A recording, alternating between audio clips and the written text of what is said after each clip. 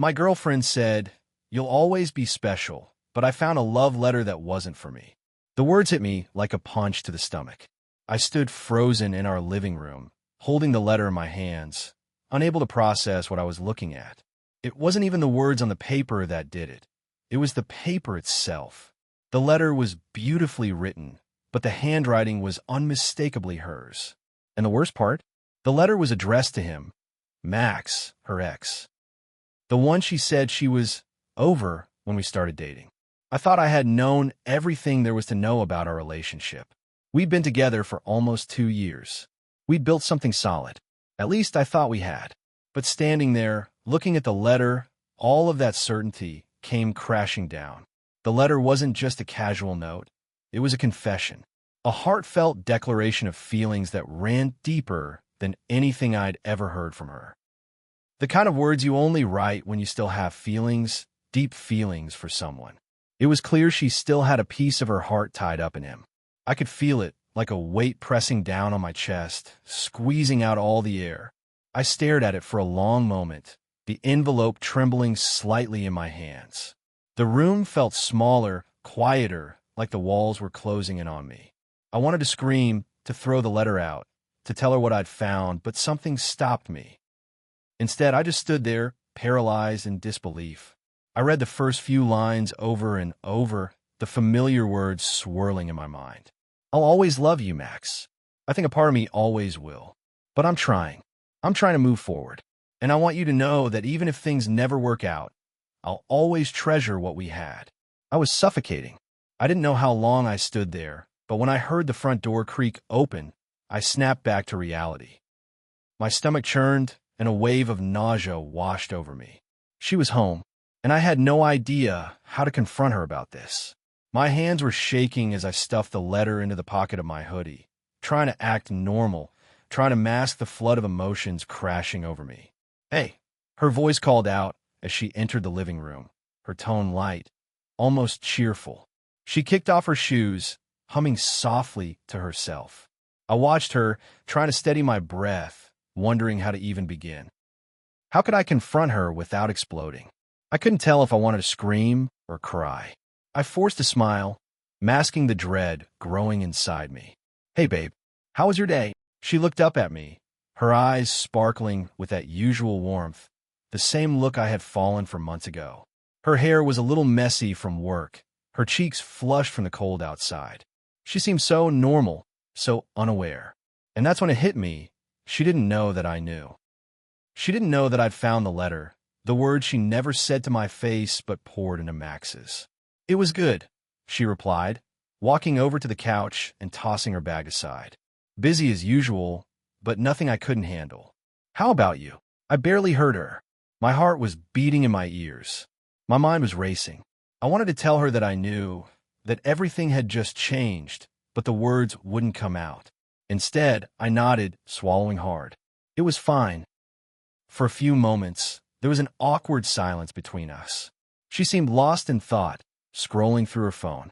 I knew I couldn't just sit there and pretend everything was fine, but I didn't know how to ask the questions that were screaming in my head. How could I ask her about something so personal, so raw, without sounding accusatory? What if she denied it, or worse, turned it around on me? So, I started, my voice feeling foreign to me. I was going through some things in the drawer earlier. Her eyes flicked up to me briefly, a slight frown tugging at her lips. "Oh," I cleared my throat, suddenly feeling like I was drowning. "Yeah, and I found something I wasn't expecting." Her eyes narrowed slightly, and I could see the subtle shift in her body language. The tension in the room thickened, but she didn't say anything, just waited for me to continue. "Found a letter," I said, my voice quieter now. "A love letter. From you. To Max." Her face went pale. I saw the blood drain from her cheeks, and for a split second, she looked like she might faint. But she recovered quickly, forcing a smile that didn't reach her eyes. "Chris, she began, her voice shaky, but I interrupted her before she could finish. "You said you were over him," I said, my voice cracking despite my best efforts to hold it together. "You said I was the one, that I was the one you wanted. And now I find this? A letter?" A confession of feelings? What the hell is going on, Jenna? She took a step back, her face tight with frustration. Chris, please, let me explain. It's not what you think. That letter, I wrote it when we were on a break. A long time ago. You know that. I was confused. Max and I had a history, and I needed closure. But that was before you and I really clicked, okay? Before we were serious. I shook my head, the words not making any sense. You're telling me that this is old? That this was just closure? Because it doesn't feel like closure to me. It feels like something you still feel. Something you've been hiding from me. She stepped closer, her voice now soft and pleading. Chris, I swear it's not like that anymore. That letter was written when I was still sorting through my feelings. But you're the one I love now. I'm with you, not him. I'm here with you. I wanted to believe her. I really did. But the damage was already done. The weight of her words from that letter, the confession she never meant for me to see, was still sitting like a stone in my stomach. I don't know if I can trust you anymore, Jenna, I whispered. I just don't know if I can. She looked at me, her eyes filled with desperation, but also guilt. Please don't say that. Please. I want this to work. I want us to work. But I wasn't so sure anymore. Trust, once broken, was hard to rebuild. And seeing her stand there, pleading, made me feel like the world was falling apart around me. She was asking me to let go of what I'd seen, to forgive her, to pretend it didn't matter. But it did. It mattered. And I couldn't shake the thought that maybe I'd been the one fooling myself all along. Part 2. The room felt suffocating as I stood there, staring at Jenna, trying to process what she was saying. Her words were trying to glue everything back together, but the cracks were already too wide, too deep. I wanted to believe her. God, I really did. But the letter was still burning in my pocket, the inked words scrawled across my mind like a permanent scar. She reached for my hand, her fingers trembling. Chris, please look at me. I'm telling you the truth. That letter, what I wrote, it was in the past. It's not how I feel now. It's not even a part of me anymore. I pulled my hand away gently, avoiding her touch. The warmth of her hand felt distant now, almost like a memory I couldn't reach. How am I supposed to believe you, Jenna? You said you were over him. You said it was done, that I was the one you wanted. And then I find this. My voice cracked again, and I hated myself for it. How am I supposed to just let it go when everything you've said to me feels like a lie? Her face crumpled at my words, and for the first time in a long while, I saw her vulnerability. It wasn't the confident, assured woman I had fallen in love with. It was the broken version of her, the one I never wanted to see. Chris, I never wanted to hurt you. I didn't know how to explain what I was feeling. I didn't know how to get over what I'd been through with Max. It wasn't that easy. But you lied to me. I said, the words sharp, more accusing than I meant them to be. You lied to me when you said you were done with him. You lied every time you told me everything was fine. Her eyes widened with hurt, and I saw the tears threatening to spill. She wiped at her cheeks quickly, but I couldn't look away. Seeing her so raw, so broken, made me question everything. I had never wanted to hurt her, but right now, I was angry that she had kept me in the dark, angry that I had trusted her when she was still holding on to someone else. I wasn't lying, she said softly, almost pleading. I didn't mean to deceive you, Chris. It took longer to let go of him than I thought it would. And I never wanted to hurt you by telling you that. I thought it would go away, and I could bury it deep enough that it wouldn't matter anymore, but I guess I was wrong. I looked at her, my heart twisted in knots. I saw the pain in her eyes, but all I could feel was confusion. It felt like she was telling me one thing and hiding another. She said she loved me. She said I was the one she wanted, but how could I trust that?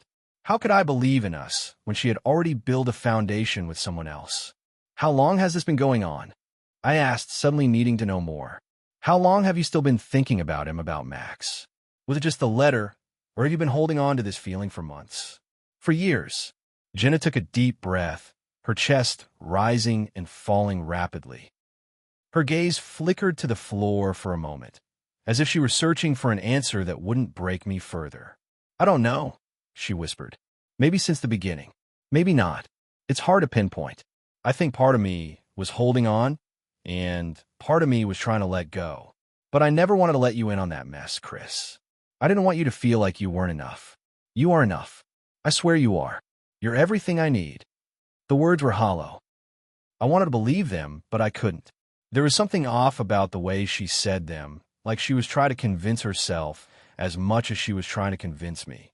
And I hated that feeling, that doubt that now clung to every part of me like a weight around my chest. I shook my head, stepping back from her. I could feel the air between us getting thicker, heavier, and I had to break it, had to create some distance. You are enough, Jenna. But if you're still holding on to him, if you're still hung up on someone else, then what does that make me?